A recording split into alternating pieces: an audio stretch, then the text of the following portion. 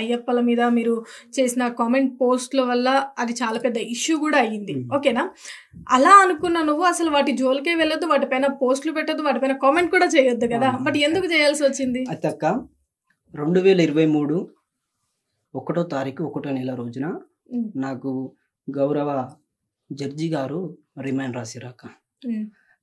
నేను పంట మాకు ల్యాండ్ అంటే కౌలుకి తీసుకున్నాం. మేము పంటకాడ వెళ్ళి మొబైల్ మనం రైతు పోతుంటే బురదలో పడతా అని చెప్పి సేఫ్టీ కోసం మొబైల్ ఇంటికాడ పెట్టిపోతాడు.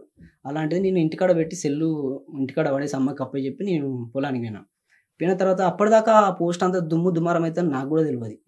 నాకు తెలియదు నిజంగా. అరే నేను అసలు నిజంగా అలా బైర్ నరేష్ వంగపి మాట్లాడి అది ఖండించిందే మేము ఫస్ట్. అరే భయ్ అట్లా మాట్లాడకే, ఏమన్నా దిమాకుందా అని చెప్పి మా సంఘమే ఖండించింది. ఫస్ట్ భారత నాస్తిక సమాజంలో బైర్ నరేష్ పనిచేసిండు సంత బాబాయ్, నేనే చెప్తున్నా. ఫస్ట్ ఖండించిందే మేము. ఈ నా కొడుకులకు కొంతమందికి తెలియక ఏం చేసారు, బైరగ్నితేజ వాడు కూడా నాస్తికుడే కదా. థర్డ్ కౌంటర్ రెంజల రాసి ఇరికిండు. థర్డ్ కౌంటర్ బైరగ్నితేజ తీసుకుపోయి చేయాలని చెప్పి నా మీద కేసు వేసారు. కేసు వేసిన నేను ఇంటికాడ లేని సమయం చూసి మా ఇంటికి వచ్చి ఊళ్ళో ఉంటారు కదా మతం పిచ్చిన కొడుకులు, వాళ్ళ ఇంటికి వచ్చి చిందర వందరం చేసారు. నేను ఆల్రెడీ లైవ్ చూస్తూనే ఉన్నా. బైరగ్నితేజ అరెస్ట్ అయ్యాడు, పరారులో ఉన్నాడు, అసలు కనిపిస్తలేడు అని చెప్పి రెంజల రాసి దాచిపెట్టిందని చెప్పి అంటున్నారు. రెంజల రాసికు నాకు సంబంధం ఏందిరా భయ, ఆయనదో వే నాదో వే అని చెప్పి నేను ఆఖరికి చివరికి నేనే గౌరవించి స్టేషన్కి వెళ్ళి రిమాండ్ కావడం జరిగింది. 13 రోజులు 14 రోజులు. ఏం చెప్పారు అక్కడ? ఏమంటే అక్క చాలా నేరస్తులు కానీ నేరం చేయనోళ్ళు కానీ ప్రతి ఒక్కరు కూడా ఆడికి వచ్చి ఉంటారు అక్క. ముస్లిమ్స్ కానీ క్రిస్టియన్స్ కానీ ప్రతి ఒక్కరితో మంచిగా సరదాగా కూర్చొని అతని సమస్య నా సమస్య అని మంచిగా చెప్పుకున్నాం. కాకపోతే బాధ అనిపించిందంటే మొదటి 2 రోజులు 3 రోజులు నాకు సింగిల్ బ్యాలకులు వేసి నాకు ఫుడ్ కూడా కింద నుంచి వారేస్తే తిన్న తర్వాత ఇక లోపల ఉండే మా లాయర్ గారు కలవడానికి మా మదర్కి ఇట్లా వాళ్ళు కలవడానికి వచ్చినప్పుడు చెప్పిన తర్వాత ఇక నన్ను అలా నుంచి మంచిగా సూర్యరశ్మి నా శరీరానికి తాగడానికి, ఇప్పుడు సూర్యరశ్మిని వల్లనే కదా అక్క మనలో బాడీలో ఉన్న బ్యాక్టీరియా మొత్తం పోయేది, అది తాగడానికి నాకు అనుమతి ఇచ్చారు. సూపరింటెండెంట్ సార్ అన్నారు అంటే అగ్నితేజ నువ్వు మలాయర్ గారితో చెప్పారు, సార్ మేము ఇట్లా తన రక్షణ కోసమే మేము లోపలి వేసినాం, ఎందుకంటే ఖైదీలు కూడా మతం పిచ్చితో కొంతమంది ఉంటారు, దబ్బన ఏమన్నా చేదోడు ఏమన్నా యుద్ధం జరగడానికి ఆస్కారం ఉంటుంది అని చెప్పి జైల్లో చెప్పి ఆ తర్వాత నేను గౌరవించిన. మీ కేసు ఒక లైక్ చెప్పాను కదా, ఇప్పుడు ఇండియా అంటేనే హిందుస్థాన్ అంటాము, మనకి ఎప్పటి నుంచో వస్తున్నది, అది మనకి స్టార్టింగ్ నుంచి ఉన్నది, అందరూ పూజిస్తారు, చాలా వరకు తెలుసు, చాలా గొడవలు కూడా జరిగాయి వీటి వల్ల. ఓకేనా? మతం వల్ల ఎందుకు మతాన్ని ఇలా టచ్ చేయాలి అంటే నువ్వు పెట్టిన పోస్ట్ ఓకే అంటే ఏదైనా ఫేమస్ అవ్వడానికి పెట్టావా లేదంటే కావాలని ఇంటెన్షనల్ గా పెట్టావా? ఫేమస్ కావడానికి కదక్క, అని మాట్లాడింది తప్పురాబాయ్ అని చెప్పి నేను పెట్టినా, అది రివర్స్ అయింది, దిమ్మకు దమ్మ అయిపోయింది, అది రివర్స్ అయిపోయింది నా పైన చేసిరు. అరే నేను పెట్టిన పోస్ట్ ఇంద్ర మీరు చదువురా దిమాకు ఉంటే పేపర్కి వచ్చింది కాదు రాబాయ్ చదువురాబాయ్ అని నేను. అగ్నితేజ హరితార్ హోటల్లో డిబేట్ కూర్చొని ఈ పని చేసిండు, పేపర్ విలేకరు ఈ కొన్ని నీచమైన మీడియా ఛానల్ కూడా తప్పుడు ప్రచారం చేస్తాయి అక్క, అలాంటి మీడియా ఛానల్ కూడా ఇంటర్వ్యూ ఇచ్చుడు దండగా. ఇలా చేంజ్ ఓవర్ అవ్వడానికి, ఒక నాస్తికుడుగా చేంజ్ అవ్వడానికి అంతలా నిన్ను పీడించి అంతలా సఫర్ అయిన సిచ్యువేషన్ ఏంటి, ఎక్కడ అనిపించింది నీకు అలా? మా ఊర్లో ఒక 4 కులాలు ఉంటాయి అక్క. ఓకే. పద్మశాలి, గౌడ ఒక కుటుంబం, మున్నూరు కాపు, ముదిరాజులు, అంతే. మా ఊళ్ళో దళితులు ఇట్లా ఏం లేరు.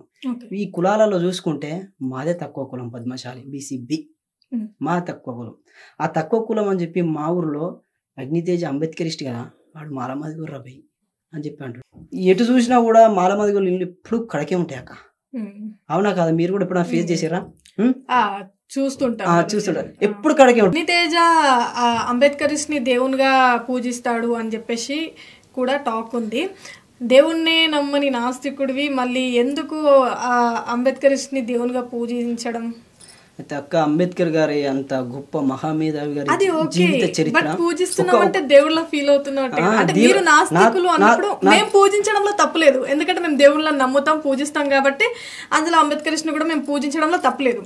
కానీ ఒక నాస్తికులు ఎవరిని నమ్మరు, వాళ్ళ వే ఆఫ్ డిఫరెంట్ ఉంటది అన్నప్పుడు అంబేద్కరిస్ట్ ని కూడా మీరు పూజించే రైట్స్ లేవు కదా.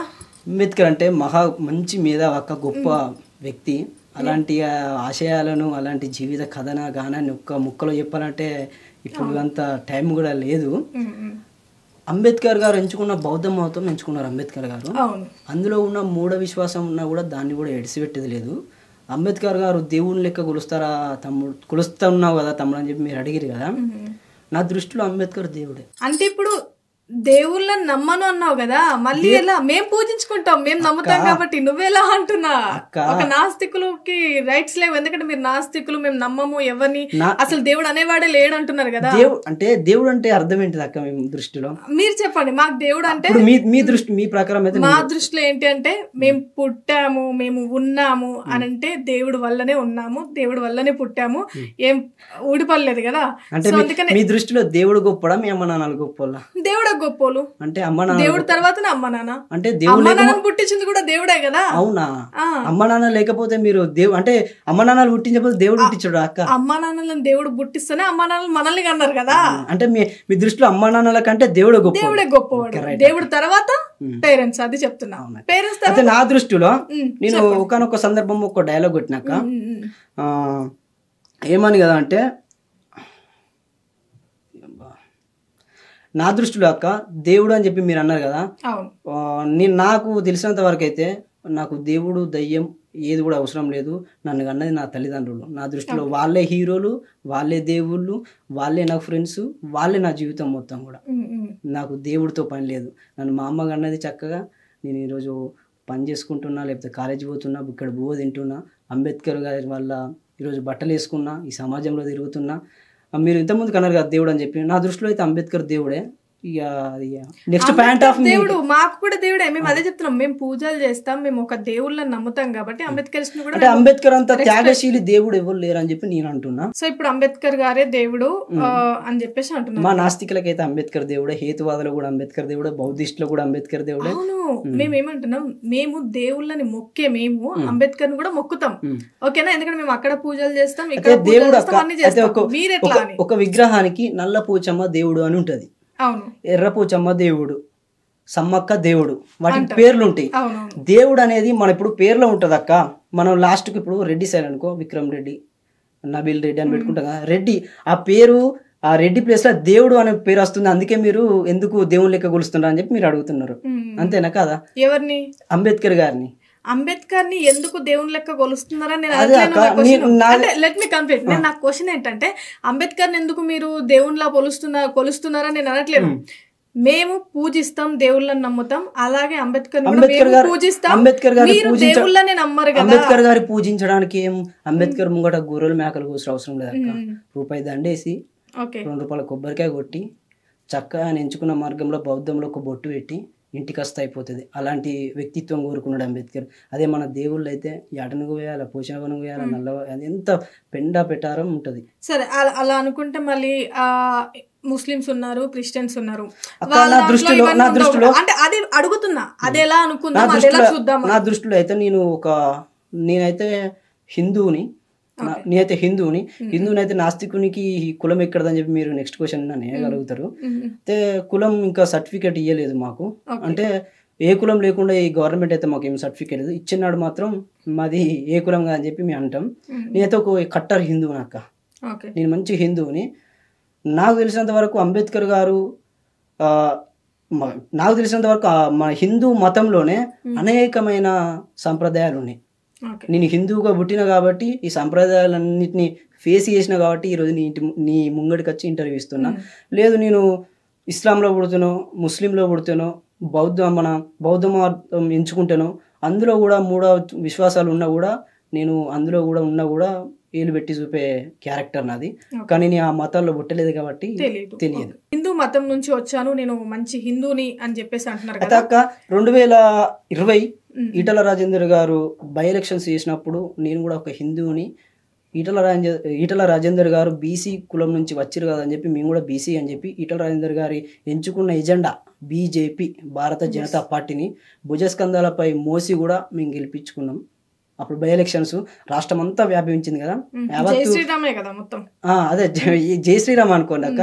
తప్పేముందాక ఒక నినాదం అనడం తప్పేముంది? నాలుగుంది కదా, ఏది పడితే అది మాట్లాడకుండా మంచి నినాదం అంటే తప్పేం లేదు కదా. జై శ్రీరామ్ అంటాం, జై భీమ్ అంటాం, జై హల్లా అంటాం. ఇప్పుడు కేసీఆర్ గారు ఒక ముఖ్యమంత్రి అయిన మాత్రాన ముస్లింలకు వచ్చి చేస్తలేడా? ఇటు మన క్రిస్టియన్స్ కి వచ్చి వాళ్ళది వేరు, వాళ్ళన్ని మొక్కుతారు. ఎవరు ఇప్పుడు కేసీఆర్ ఇది చేయట్లేరు అది చేయట్లేరు అంటే ఆయనకు దేవుడు ఉన్నాడు అని చెప్పేసి ఆయన అన్ని మొక్కుతాడు. నాకు తెలిసినంత మరి వరకు నీకు దేవుడే లేడంటున్నావు కదా, మళ్ళీ ఈ ప్యాటర్న్ లోకి ఎలా వస్తావు నువ్వు? కేటీఆర్ గారు అయితే మంచి నాస్తికుడు, కేటీఆర్ గారు మీరు చూసే ఉంటారు, నాస్తికుడు. మరి వాళ్ళు దేవుణ్ణి మొక్కుతారు కాబట్టి వచ్చారు కాబట్టి మేము దేవుని ముఖం కాబట్టి రామక్క.